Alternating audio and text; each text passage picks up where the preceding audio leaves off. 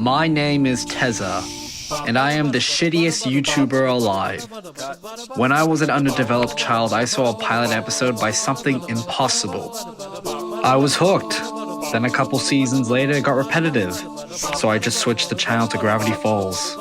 To the outside world, I'm an ordinary loser, but secretly, I go back to the show to find some really good episodes and some really weird episodes. Now, in the year 2023, The Flash comes to its end with 9 seasons and 171 episodes. And in this video, I'll find a reason why this show is worth watching despite its weird direction choices, repeated storylines, and lack of CGI efforts. I am a virgin.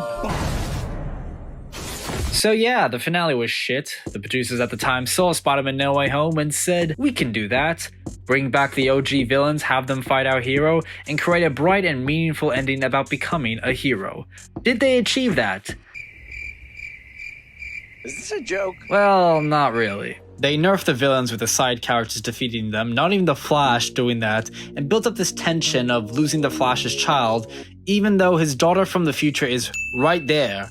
So immediately it's evidence that it's going to end with the Team Flash winning. Although it's not the first time the show has proven its lack of quality in storytelling, writing, and filmmaking in the later seasons. I believe it all started after the end of season 3, where Barry goes back in time to save his mom and enters a new timeline, which builds up the storyline, the classic one, Flashpoint.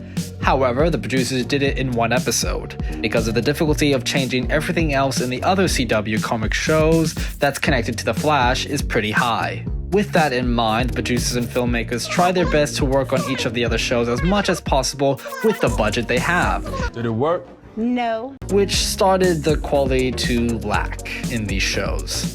The viewership of each season dropped if you Googled it. But before all that, there was a time when The Flash was one of the best superhero shows running. Oh my god. When the visual effects were striking and spectacular, when the filmmaking had heart, when the story was engaging and personal, and most importantly, when the characters were real people with real emotions, desires, and weaknesses.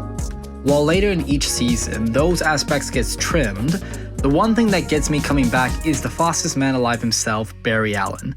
Shocker. You may be asking, how is this show's viewership dropped so low if the best thing about the show is the protagonist? The major issue with this show was taking the focus out of Barry Allen to the other characters.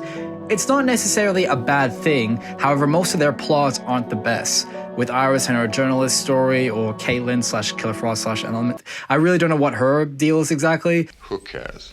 But basically it takes away the heart of the show and makes it into something different and doesn't really work well or stick to what it originally was. Nope, no way, not allowed. Characters are really important in TV shows, and if you nail the protagonist's personality, development, and emotion, audiences will feel inspired after seeing their struggles and personal failings, becoming who they are.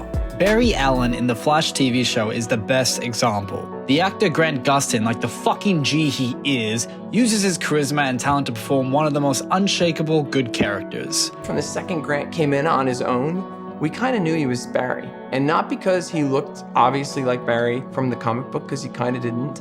Not because he felt old enough as the part we sort of were imagining in our head, because he kind of wasn't. But he had the heart, you know, and Grant had the acting chops to carry this role.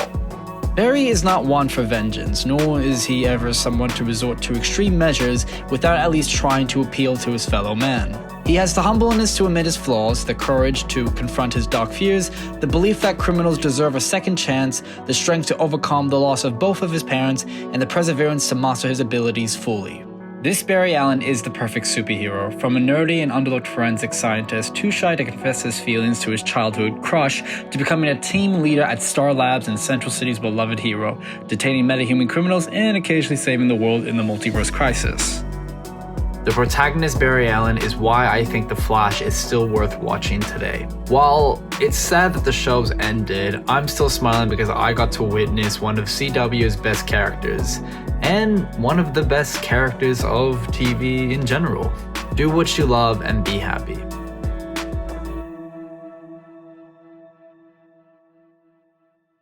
I'll see you next time, bro.